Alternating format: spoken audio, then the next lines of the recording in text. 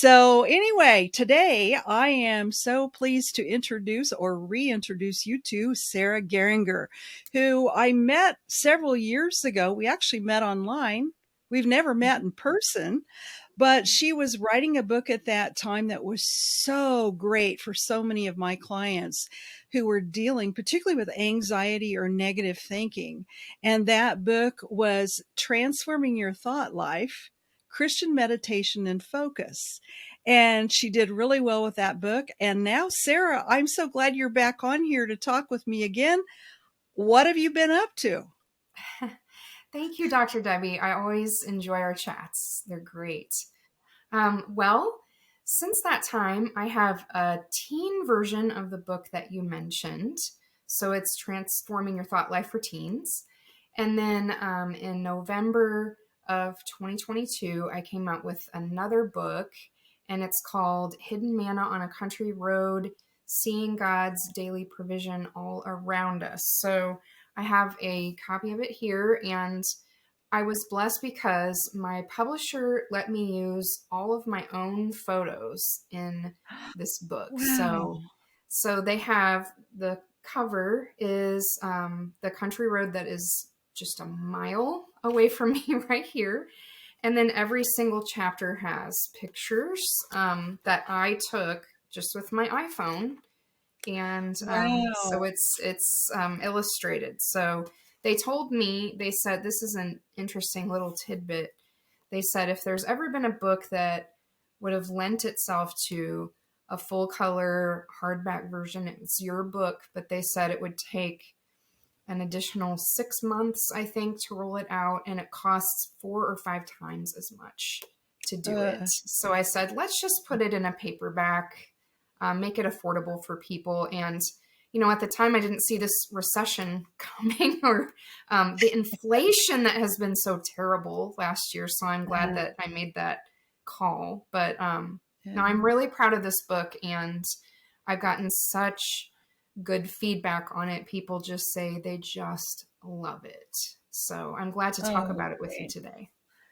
Yeah, I can't wait to read it. I haven't seen it yet, so I'm definitely going to order one of those. And I know that it's more than likely it's available on Amazon. Is it Right. in bookstores as well? It is. It is. Probably Amazon is the best place to get it. I have a couple little tips. You can order it from me directly. You can order a signed copy, and then I put some cards in there for free that you don't get anywhere else. And no matter where you get it, if you leave an Amazon review and then you go to the front page of my website and you fill out a form, I will send you a snail mail art print that I did of the county road. It's a pen and ink drawing. And so it's just a free thing that I'm giving people if they take the time to write an Amazon review, because as a fellow author, how important those Yeah. reviews are, Dr. Debbie, right? Yes. Right, for sure. That's exciting. I didn't know all that stuff. This is like Yeah. news for me. This is why I do this, right? So I get the scoop on all the things I didn't know. Yeah. Wow, that is so, so cool. So what inspired you to write this particular book? Well, so I am a fifth generation resident of this area in Southeast Missouri. And so I've been living in this house that we built in '04. But until we got a Labrador Retriever puppy in 2019, I didn't really walk these roads because there are combines and tractors and things on these roads. I'm in the middle of farming, which is Right. very common in most of Missouri, farmland. Right. Um, but when I did, because any of you that have large dogs, you know that they need a lot of exercise. So I Mm. started taking him on walks, and I was noticing all these things in nature on my walks, and I would turn them into prayer walks because I was doing these 2 or 3 times a day. It was a perfect time to combine my spiritual time with my exercise time.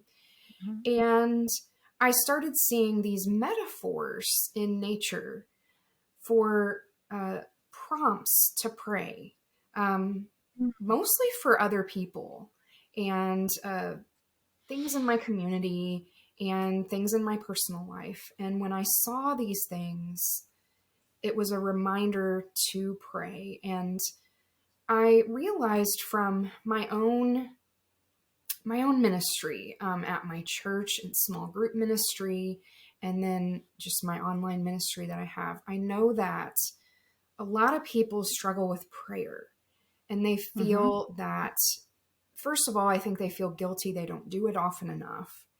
And Right. then, second of all, they feel intimidated by it, like they don't know how to pray.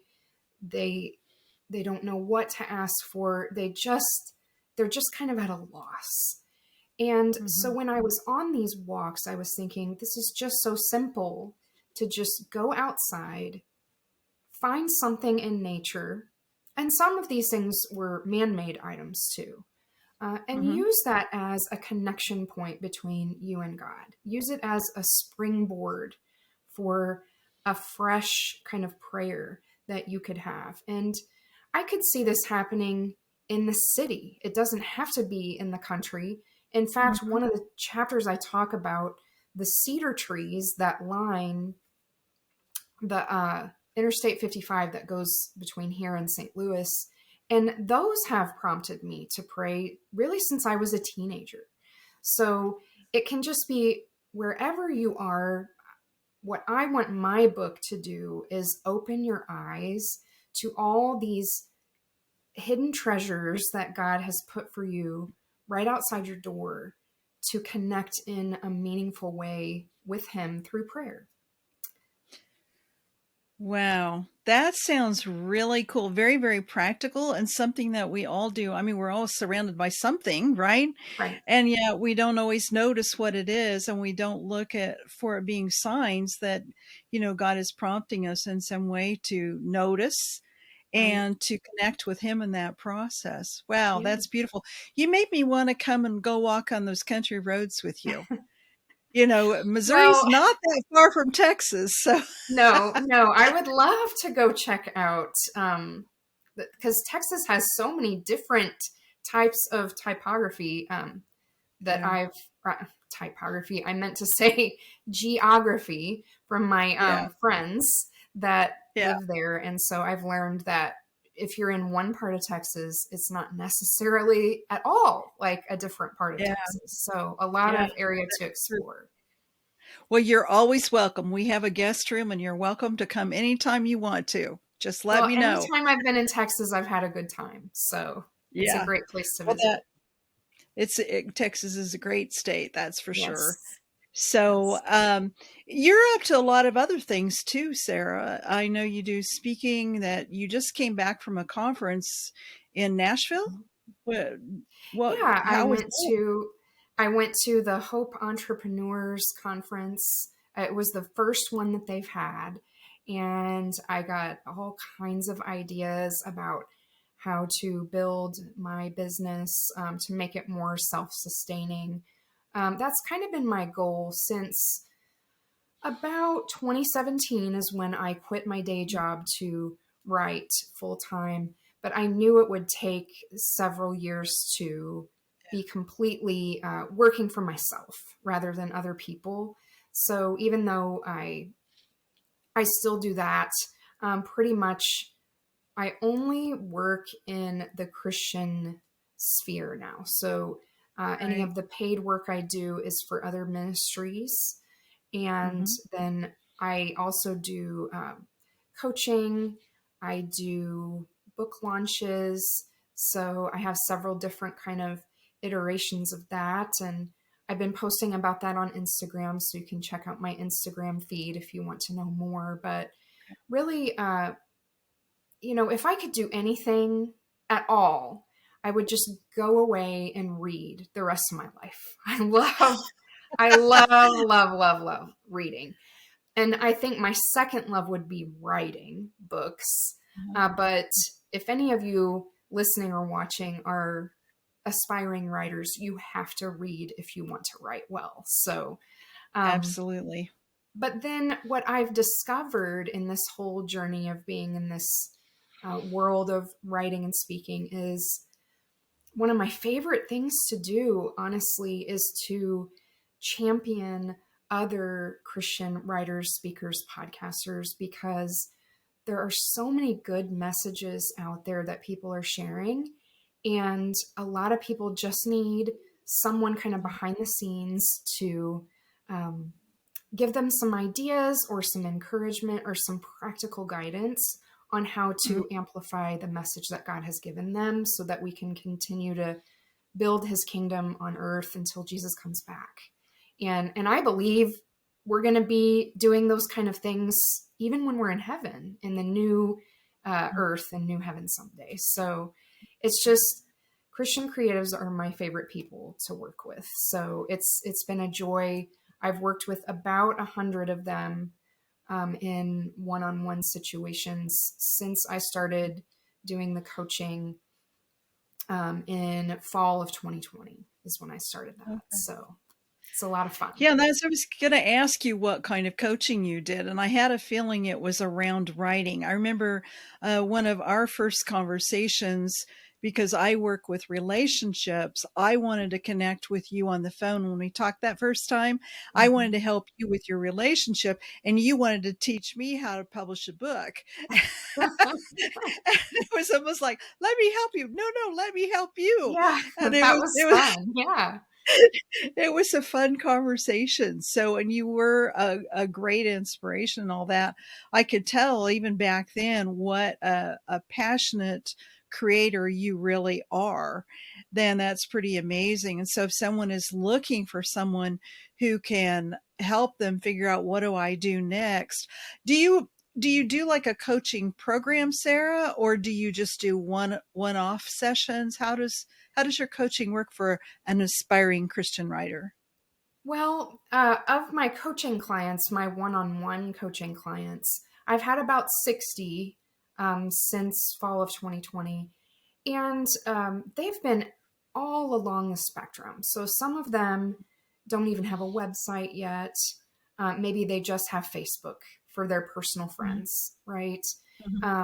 And some of them are traditionally published authors that want to learn more about, let's say, Pinterest. It really Okay. is the whole spectrum of people.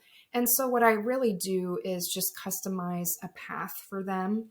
And I feel like it's been kind of things change so quickly with the Yeah. algorithms and just how well people's attention spans have changed since the pandemic, I think.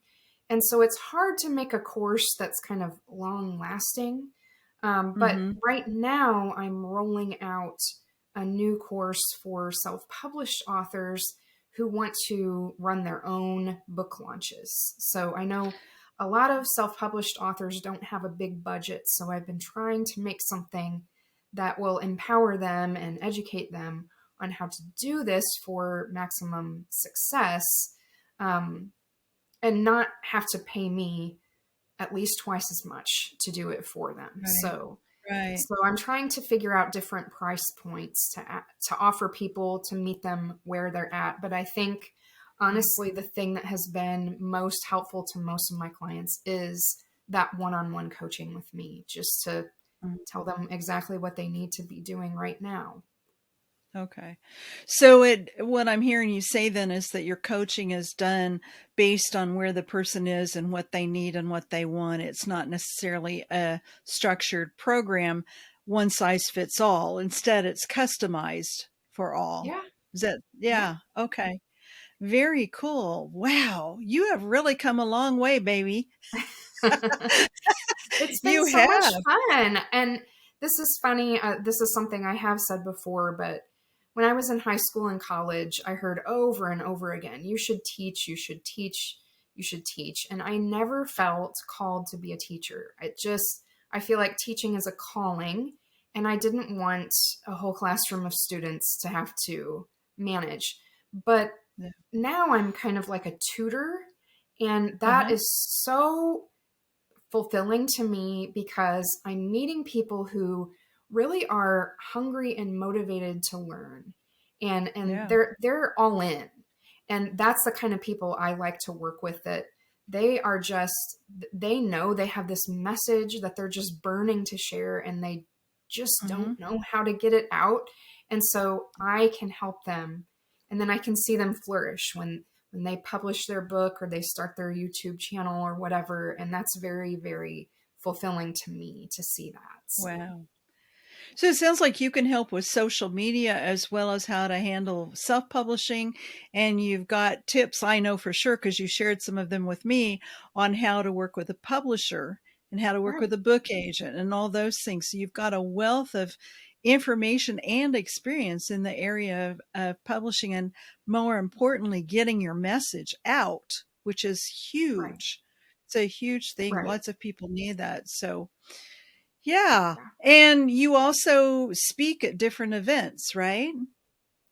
I do. So, I right now, honestly, there are just as many opportunities for online speaking as there are in person. I think that the pandemic has changed that, and I think Right. there's demand in both areas. So I do have some in-person speaking events that I'm doing in the rest of 2023, but I'm always available for online speaking events too, for small Yeah. groups or whatever. I've done both, and Okay. and I just wanted to say too, uh, you had mailed me a copy of your book, and Hmm. I really like it. I've read lots and lots of books in the Christian marriage genre, and there really isn't one like yours. And I really appreciate the kind of information you have in there. It's really, really solid and really good. So, Okay. Well, thank you that for that, Sarah. Really appreciate the plug for my stuff as well. I actually have turned that book into an online course. So it has audio and some exercises that you can do and everything. So that's available now, and that is brand new for me, but I'm constantly trying to get my message out there as well. Before we run out of time, because I know you've got a busy, busy schedule, just tell us how's the best way to get in touch with you. I can still talk. It's been a long day. if you'll go to the front page of sarahgeringer.com, and I know you're going to have that link in the Yeah, show I will. notes, that has everything that I do, plus my social media channels. You can follow me on your favorite one, and of course, you can get in touch with me, even if it's just for prayer. I love just Mm, receiving prayer requests from people. Um, yeah, and and I'm available to help you however you need, um, in your platform development or book publishing. But also, I have one of my favorite projects that I work on when I have the emotional bandwidth to do it. I have a podcast for adult children of divorce, and I think that really has resonated with a lot of people. So that's another way that I help people yeah. too. What is the title for your podcast? That podcast is called Heart in a Drawer. Okay. So you can look it up like that. And yeah, it's just my joy to work on that. When it takes a lot of um, it's just a hard topic to talk about. So, Yeah, but yeah, when I have a message that God puts on my heart that I know He wants me to share with my tribe there, then it's just pure joy to minister to that group of people, because there's probably, like, I don't know, 50 million of us in the US. It's just yeah, most people don't identify as such, but I think that one of the reasons I like doing it is helping people see how the issues they face right now are attached to past trauma that probably is unprocessed from being a yeah, child of divorce. No matter if that happened when you were a little kid or a young adult. It happened to me twice, once when I was 4 and once when I was 22. So it Right. was surprising to me that it took me 10 years to get over the one that happened at age 22 when I thought I had it in the bag because, it Yeah. happened to me at age 4. So it just it's like a nuclear bomb going off in our world, and Right. and I just want to be kind of your friend or your big sister to kind of walk beside you in your healing journey with that. Yeah. Sarah, you're doing so much, and I am so proud of you. And even more than that, I'm so glad to call you my friend. And we have Me too. so got to meet sometime in I person. agree. Yeah, I go to Missouri pretty frequently. I've got family in St. Louis, so I'm up that way. I And remember you said that. So yeah, there's all kinds of good restaurants up there. We should just meet sometime. absolutely, absolutely. So anyway, thanks again, Sarah, for everything that you do. God bless you. And if there's anything I can do for you, you let me know, okay? Absolutely. It's just been a joy to have this conversation with you, Dr. Debbie. All right. You take care.